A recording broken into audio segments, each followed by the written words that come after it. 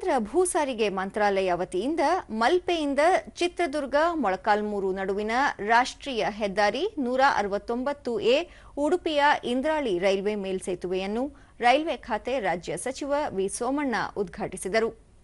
ಈ ವೇಳೆ ಸಂಸದ ಕೋಟಾ ಶ್ರೀನಿವಾಸ ಪೂಜಾರಿ, ಶಾಸಕರಾದ ಯಶ್ಪಾಲ್ ಸುವರ್ಣ, ಗುರ್ಮೆ ಸುರೇಶ್ ಶೆಟ್ಟಿ, ಕಿರಣ್ ಕುಮಾರ್ ಕೊಡ್ಲಿ, ಗುರುರಾಜ್ ಗಂಟಿಹೊಳೆ, ವಿ ಸುನೀಲ್ ಕುಮಾರ್, ಜಿಲ್ಲಾಧಿಕಾರಿ ಸ್ವರೂಪ ಟೀಕೆ ಸೇರಿದಂತೆ ರೈಲ್ವೆ ಮತ್ತು ರಾಷ್ಟ್ರೀಯ ಹೆದ್ದಾರಿ ಹಿರಿಯ ಅಧಿಕಾರಿಗಳು ಉಪಸ್ಥಿತರಿದ್ದರು.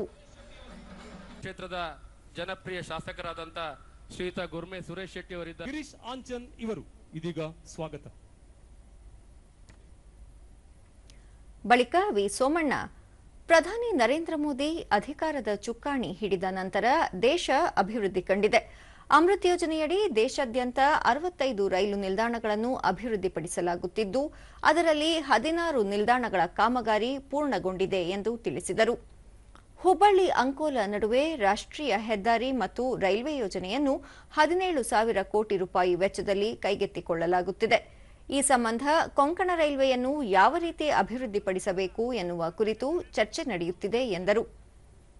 ಪ್ರಶ್ನೆಯೊಂದಕ್ಕೆ ಉತ್ತರಿಸಿ, ರಾಜ್ಯದಲ್ಲಿ ಸಾಮಾಜಿಕ, ಶೈಕ್ಷಣಿಕ, ಆರ್ಥಿಕ ಸಮೀಕ್ಷೆಯ ಹೆಸರಿನಲ್ಲಿ ಜಾತಿ ಗಣತಿ ನಡೆಸಲಾಗುತ್ತಿದೆ.